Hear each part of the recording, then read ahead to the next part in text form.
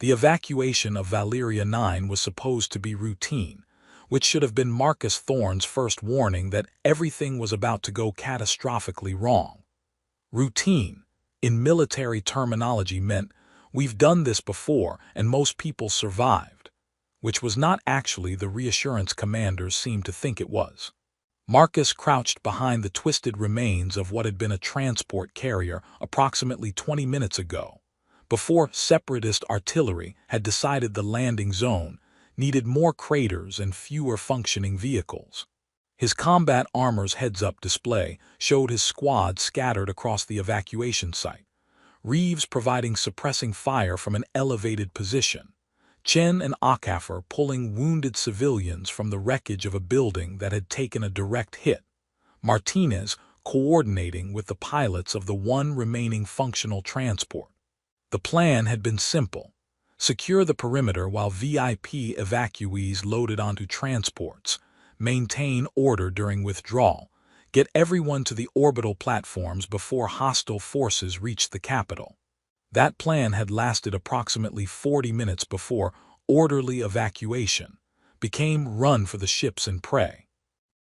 Marcus's current assignment was help the medics triage wounded and get them to the transport before we all die, which was not technically part of his job description, but had become necessary when the transport he'd been guarding had taken a direct hit and scattered injured diplomats across the landing zone. He'd been dragging a wounded Terran ambassador toward the remaining functional transport. The man's leg was badly broken, but he'd survive if they could get him to the orbital medical facilities, when he heard someone shouting in Saravian. Marcus's combat translator kicked in, rendering the liquid musical syllables into standard.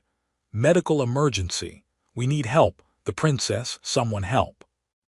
He turned to see a cluster of Saravian medics surrounding someone on the ground approximately 30 meters away, their chromatophores, the color-changing cells visible across their skin, flashing patterns that his translator identified as extreme distress and medical emergency beyond current capability. One of the medics looked up, saw Marcus's combat medic certification patch on his armor and made a desperate gesture. Human soldier, we need human medical expertise. The princess has been poisoned, biotoxin, nothing we have is working. Marcus had made a split-second calculation. Leaving the ambassador would delay his evacuation by maybe 2 minutes, but if there was a Saravian princess dying on this battlefield, the political implications would be catastrophic. He'd signaled to Chen, who'd nodded and moved to take over ambassador-dragging duties, then sprinted toward the Saravian medical team. Princess Lyria of the Saravian Protectorate was lying on a makeshift medical pad that someone had deployed on the broken pavement, and Marcus didn't need medical training to see she was dying. Her chromatophores, which should have been showing healthy blues and greens, were displaying pale gray edging toward white, the color of someone whose biological systems were shutting down. She was young, maybe equivalent to early 20s in human terms, with the elegant features characteristic of Saravian nobility and the kind of bearing that suggested she'd been trained in composure from childhood. Right now that composure was being overwhelmed by pain and the visible effort of trying to breathe. A Saravian physician was running medical scanners over her with shaking hands, while 2 other medics tried to administer drugs that clearly weren't working. Situation, Marcus demanded, dropping to his knees beside the medical pad. Biotoxin, the physician said, his own chromatophores flashing red-orange panic. Separatist weapon designed specifically to target Saravian cellular structure. It's destroying her from the inside out. We have maybe 5 minutes before it reaches critical organ systems and nothing we have can counter it. The physician's voice broke slightly. I've tried everything. Every antitoxin in our medical database. Human drugs, Kithrin protocols, even some experimental compounds. Nothing is working. The toxin is too specifically designed for our biology. Marcus pulled up his own medical scanner, running it over Princess Lyria, and pulling up results that confirmed what the physician was saying. Her cellular cohesion was breaking down at a molecular level. Her immune system was attacking itself in response to the toxin, and every major organ system was showing declining function. "What do you need?" he asked, because giving up wasn't an option even when the situation looked hopeless. "A miracle," the physician said bitterly. Then his chromatophores shifted to show a pattern Marcus didn't recognize, something between desperation and calculation. "Or no, it's impossible. The compatibility rate is effectively zero with other species." "Tell me anyway," Marcus insisted, because impossible was better than certain death. The physician had explained rapidly, his words tumbling over each other. Saravian biology could sometimes accept bioresonance transfusion, a direct blood transfer from a compatible donor that would allow the recipient's system to use the donor's cellular structure as a template for fighting off toxins or injuries that their own immune system couldn't handle. It was rare even among Saravians, requiring near-perfect biological compatibility. The donor and recipient's cellular markers had to align in ways that were difficult to predict and impossible to fake. With other species, it was theoretically possible but had never been successfully performed. "Human biology is too different," the physician had said desperately.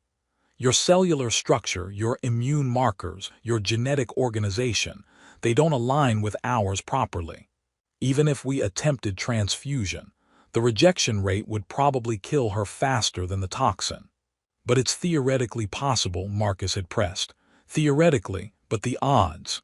What are her odds right now without intervention?" The physician's chromatophores had gone completely gray, the color of grief and helplessness. "Zero. She has perhaps 5 minutes before the toxin reaches her brain. After that, even if we somehow neutralize the poison, the damage would be irreversible." Marcus had looked at Princess Lyria, watching her struggle to breathe, watching her chromatophores fade toward that deathly white. Had thought about the political catastrophe that would follow if she died on a battlefield while under Terran protection. Had thought about his squad, about the evacuation, about all the tactical reasons why sacrificing himself for a probably doomed medical procedure was a terrible idea. Had thought about 300 refugees he'd evacuated from Kepler-7 because leaving people to die when you had the capacity to help them was unacceptable, and started unfastening his combat armor. "Do it," he said. "Take my blood." Reeves had tried to physically stop him. "Sarge, what the hell are you doing?" she demanded, grabbing his arm as he stripped off armor plating. "That transfusion has like a 1% chance of working and a 90% chance of killing you both." "So you're saying there's a chance," Marcus had replied, pulling free of her grip. "Get back to your position, that's an order." "This is insane. This is a dying princess whose death will cause a political disaster that'll make this whole evacuation pointless. Now get back to your post and make sure we all survive long enough for this to either work or fail." Reeves had stared at him with an expression that cycled through fury, disbelief, and reluctant understanding before she'd swore viciously and returned to her position. The Saravian physician had been setting up the transfusion equipment with hands that shook badly enough that one of the other medics had to help him. "This is going to hurt," he'd warned Marcus. "Human and Saravian biochemistry will interact unpredictably. Your body will try to reject the connection while simultaneously trying to maintain it. You'll feel like you're dying. If the compatibility is too low, you might actually die. And if we don't try, she definitely dies," Marcus had said. "So let's get on with it." They'd established the connection, something between an IV setup and direct circulatory linkage, with medical equipment that monitored compatibility in real time and would theoretically shut down if rejection became life-threatening. The physician had administered something to Marcus that was supposed to prevent his immune system from immediately attacking the foreign connection, though he'd warned that human immune response was famously aggressive and unpredictable. "This is going to feel wrong," he'd said, "like your body is being invaded, Don't fight it. Let the connection establish. If your system rejects it in the first 60 seconds, we'll have to terminate in. And she dies, Marcus had finished. I understand, do it. The first sensation when his blood started flowing through the connection toward Princess Lyria had been pressure, like something was pulling fluid from his veins faster than his body wanted to release it. Then heat. Then pain that felt like liquid fire being injected directly into his cardiovascular system. Marcus had gritted his teeth, his hands clenching on the edge of the medical pad, as every nerve ending related to his circulatory system lit up with signals that his brain interpreted as "this is very bad. Stop this immediately." The Saravian physician was monitoring both him and Princess Lyria, watching readouts that Marcus couldn't focus on through the pain, making small adjustments to the flow rate and compatibility enhancers. Her system is trying to accept the connection, he'd said, his chromatophores showing patterns that might have been hope. Human cellular markers are being recognized as viable templates. This shouldn't be possible. Our species diverged millions of years ago, but human adaptability is allowing some kind of bridge to form. Great, Marcus had managed through clenched teeth. Love being a bridge. Bridges are excellent. Princess Lyria's chromatophores had started to change, not improving exactly, but shifting from that deathly white toward flickering patterns that cycled too fast to track. Her immune system is responding, the physician had said, his voice taking on urgency. She's using the human cellular markers as a template to rebuild her own defenses. The biotoxin is being targeted by hybrid antibodies that are half her biology, half his. I've never seen. This is medically unprecedented. Is it working? One of the other medics had demanded. Yes, it's working. Her vital signs are stabilizing. The toxin markers are decreasing. She's actually fighting it off. Marcus had felt the pull on his system increase, as they'd drawn more blood to maintain the template Princess Lyria's body was using to reconstruct its defenses. His vision had started to blur at the edges, his combat armor's medical alerts pinging warnings about blood loss and cardiovascular stress. We need to reduce the flow rate, the physician had said. He's given too much. No, Marcus had forced out. Keep going, make sure she's stable, I'll recover. Sergeant, if we continue at this rate. Then you continue at this rate. That's a goddamn order. They'd continued. Marcus had watched through increasingly hazy vision, as Princess Lyria's chromatophores had gradually shifted from chaotic flickering toward more organized patterns, as her breathing had steadied and deepened, as the medical readouts had shown her vital signs climbing back toward sustainable levels. The pain had been extraordinary, his entire circulatory system screaming at him that this was wrong, that he was being drained faster than his body could compensate, that he needed to stop this process before it killed him. He'd ignored it, had focused instead on Princess Lyria, on the way color was returning to her skin, on the way her chromatophores were starting to show patterns that looked more like life and less like death. That's enough, the physician had finally said, his tone carrying command authority. We terminate now or we risk permanent damage to Sergeant Thorne. The princess is stable enough to maintain on her own. They disconnected the transfusion equipment, and Marcus had felt the absence of the connection like something being ripped away. A sudden void where there had been pressure and pain, and the strange sense of being linked to someone else's biology. He tried to sit up, failed completely, and settled for lying on the broken pavement while his body tried to remember how to function with significantly less blood than it was designed to operate with. The last thing he'd heard before consciousness slipped away was the physician saying, "She's going to live. He saved her. I don't understand how, but he saved her." And Reeves's voice from somewhere above him. "Because he's an idiot who doesn't know when to quit. Someone get a medevac here now." Then nothing.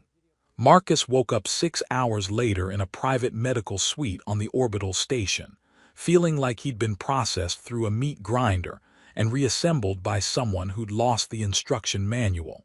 His first coherent thought was that everything hurt. His second was that the ceiling was too clean to be a battlefield, which meant he was probably safe. His third was interrupted by Reeves's voice. About damn time.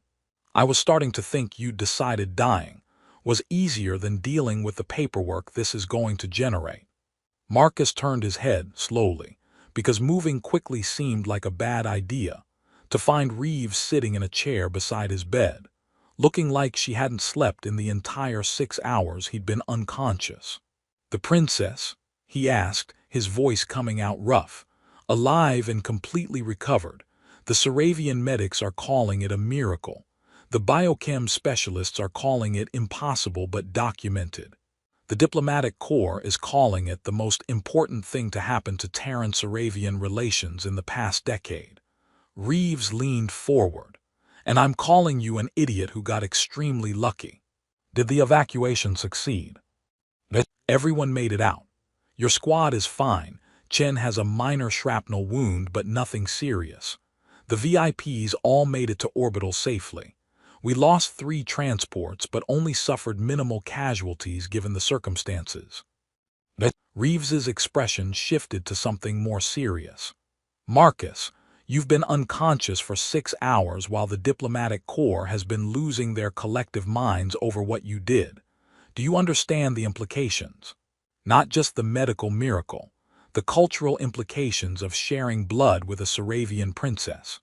I saved her life. That seemed more important than cultural implications." "Yeah, well, those cultural implications are about to become your problem."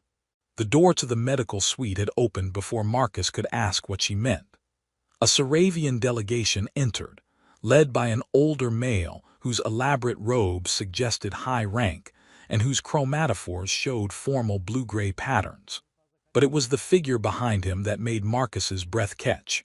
Princess Lyria, walking steadily on her own, her chromatophores showing healthy patterns of blue and gold, looking at Marcus with an expression he couldn't quite interpret. She was dressed in formal but practical attire, nothing like the elaborate court clothing he'd seen in diplomatic briefings, but still clearly marking her as royalty.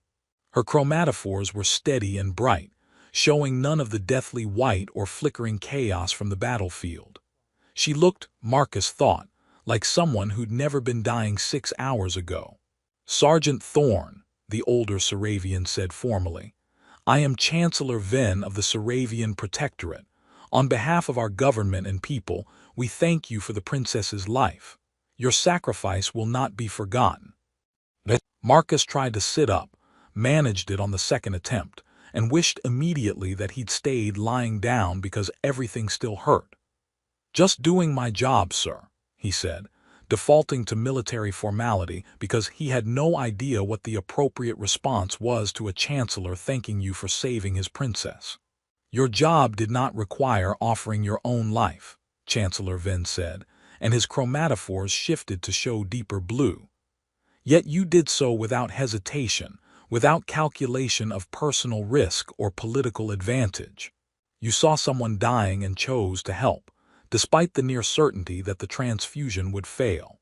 He gestured formally, some Saravian protocol that Marcus's exhausted brain couldn't interpret. "In our culture, such an act carries significance beyond the immediate medical outcome. You shared your lifeblood with our princess. In doing so, you created a bond that our people consider sacred and unbreakable." Marcus's brain was still trying to process this when Princess Lyria stepped forward. "May I speak with him?" she asked Chancellor Ven, her voice carrying both respect for his position and complete certainty that she'd be granted permission. "Of course, Your Highness." Lyria moved to sit in the chair Reeves had vacated. The lieutenant had stood and positioned herself near the door, watching the interaction with the kind of attention that suggested she was ready to intervene if anything went wrong. Up close, Princess Lyria was even more striking than she'd appeared in diplomatic photos. Her chromatophores showed complex patterns of blue and gold that Marcus's limited cultural knowledge couldn't fully interpret, but that seemed to indicate both calm and something else, curiosity, maybe, or assessment. "Sergeant Thorne," she said, and her voice was softer now, less formal. Do you know what you did? I gave you blood during a medical emergency. The transfusion worked. You're alive. Marcus paused. I'm guessing there's more to it than that based on how everyone's acting. Yes, there's significantly more. Her chromatophores shifted to show pure gold. In Saravian culture, sharing blood is not merely a medical procedure. It is the deepest form of connection possible between two beings. We call it soul bonding. She leaned forward slightly. When you gave me your blood, when you literally shared your life force to preserve mine, you didn't just save my life. You bound our fates together, created a connection that our people consider more fundamental than any formal alliance or treaty. Marcus felt something cold slide down his spine, despite the warmth of the medical suite. What kind of connection? A soul bond. It means several things, both practically and culturally. Princess Lyria's chromatophores showed steady gold now. Practically, it means that part of your cellular structure has become permanently integrated with mine. Your human antibodies, your immune markers, your biological adaptability, they're part of my system now. We're connected at a cellular level in a way that's irreversible. And culturally?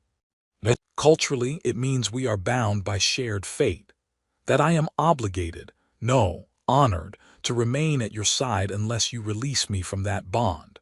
That your well-being is now directly connected to mine, and mine to yours. That we have responsibilities to each other that transcend normal social or political obligations. She met his gaze directly. You carry my life within you, Sergeant. Literally, your blood cells are still circulating through my system, teaching my body how to defend itself, providing templates my immune system uses to maintain stability. We are connected in a way that transcends simple medical intervention. Marcus tried to process this through the fog of exhaustion and residual pain. You're saying that because I gave you blood during a medical emergency, we're now permanently connected. That you have some kind of obligation to stay near me. Not obligation, choice. Princess Lyria's chromatophores shifted to include deeper blue alongside the gold. The soul bond creates connection. What I do with that connection is my choice, and I choose to honor it by remaining at your side. Your Highness, Chancellor Ven interjected carefully, perhaps we should discuss the practical implications. The practical implications are simple, Lyria interrupted, her tone respectful but firm. Sergeant Thorne saved my life at enormous personal cost. That sacrifice created a bond that I will not dishonor by treating it as merely medical convenience. I will remain at his side until he releases me from the bond, or until circumstances absolutely require separation. She turned back to Marcus. And I refuse to leave your side. I'm a combat sergeant, he said slowly. I'm not equipped for whatever this bond requires. I saved you because you were dying and I could help, not because I wanted to create some permanent connection. But I know, Princess Lyria said gently, and that's exactly why the bond formed so successfully. You gave without expectation of return. You sacrificed without calculating personal advantage. That selflessness is what soul bonds are built on. Her chromatophores pulsed bright gold. You don't have to understand it or want it. You just have to decide if you'll honor it. And I'm hoping you will, because I find myself genuinely interested in the being who risked everything for a stranger. Marcus lay back against the pillows, everything still hurting, his brain struggling to keep up with how drastically his life had just changed.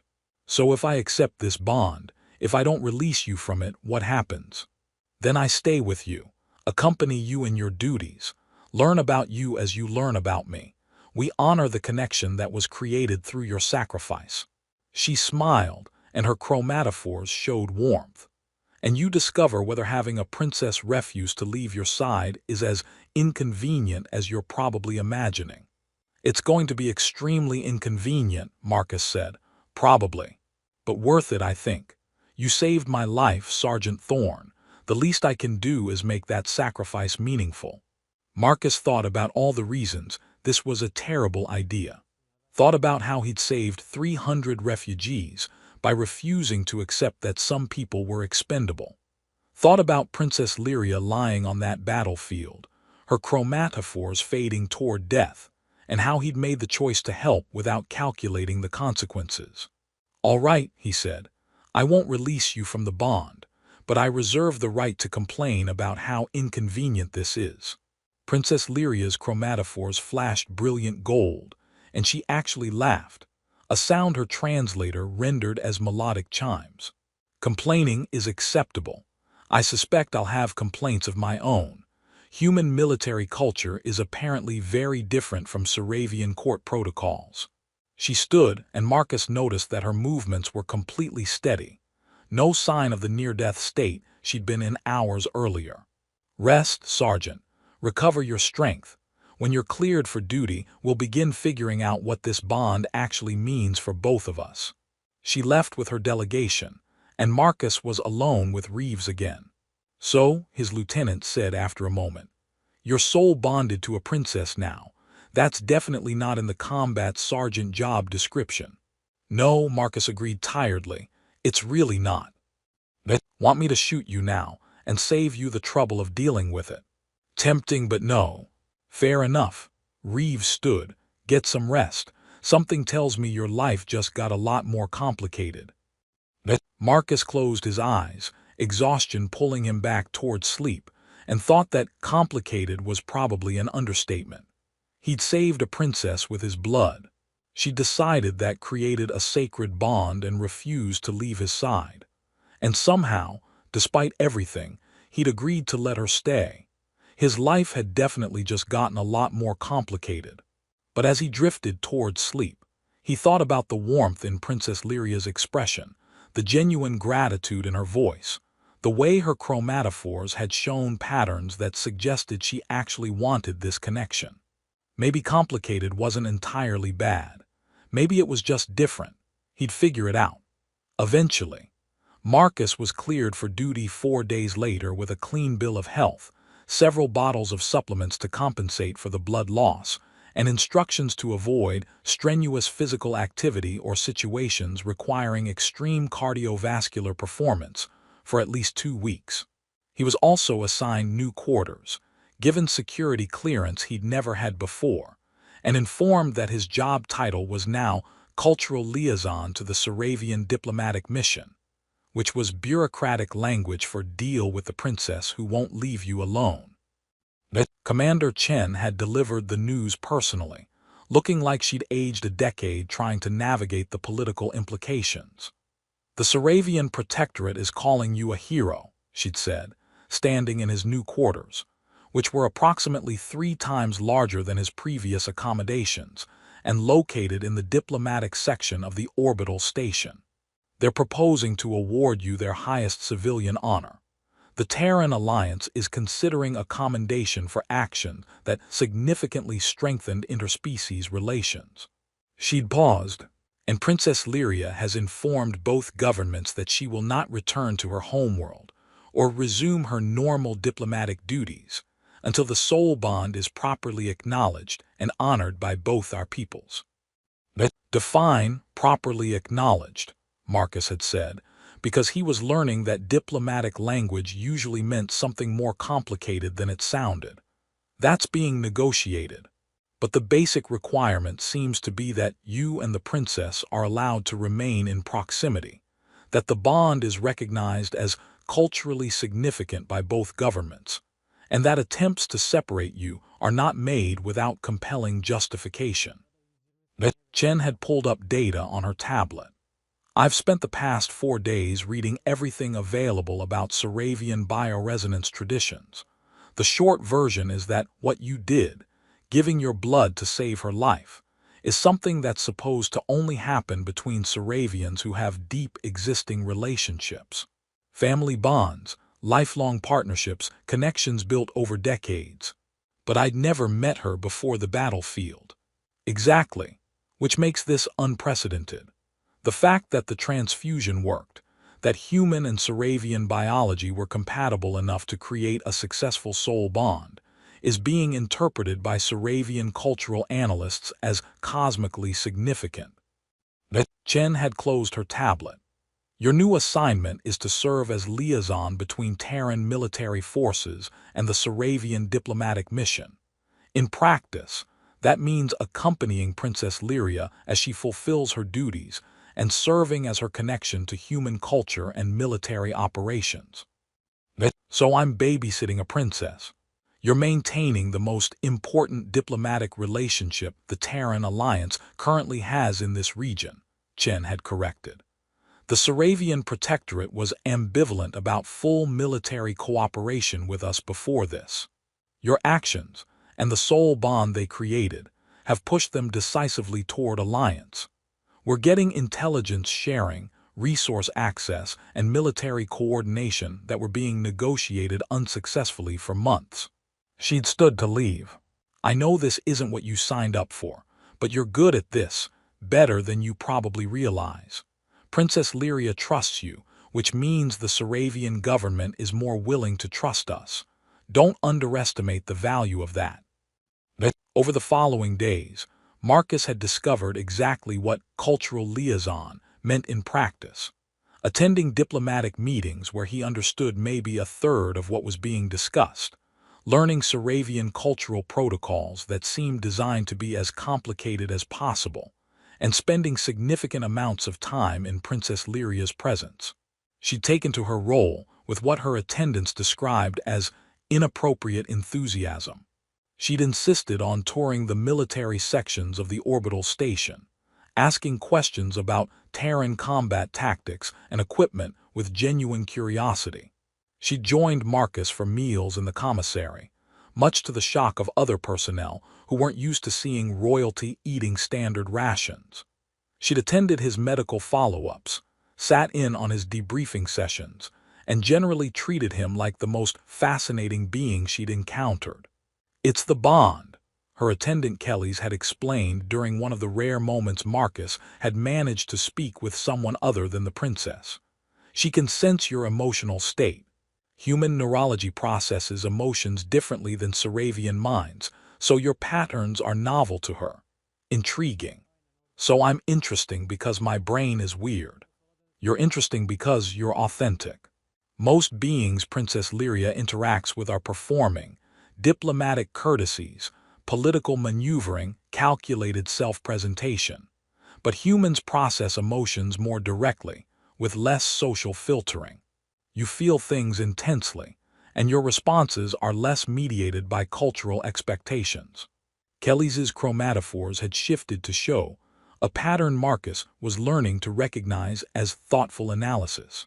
And the soul bond amplifies that connection.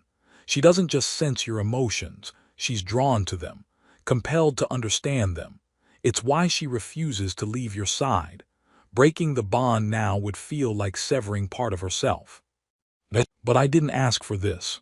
No, which is exactly why it formed so successfully. Soul bonds aren't built on calculation or expectation. They're built on genuine selfless action. You gave without thought of return. That's the foundation of every successful bond in Saravian history. The political implications had become clearer as negotiations between the Terran alliance and Saravian Protectorate progressed. Conservative Saravian factions were horrified by the bond, arguing that it set dangerous precedents and undermined traditional social hierarchies. Progressive factions embraced it, pointing out that it proved deeper cooperation with humans was possible, and that rigid tradition mattered less than survival in a hostile galaxy. Princess Lyria herself had been unmoved by either position. The bond exists, she'd stated during a formal session where Saravian officials had tried to convince her to distance herself from Marcus. It was formed through genuine sacrifice and recognized by our biology as valid. Arguing about whether it should exist is pointless. It does exist, and I will honor it regardless of political convenience. She looked directly at the most conservative council member. Sergeant Thorne gave his blood so I might live. He risked death for someone he didn't know because it was right.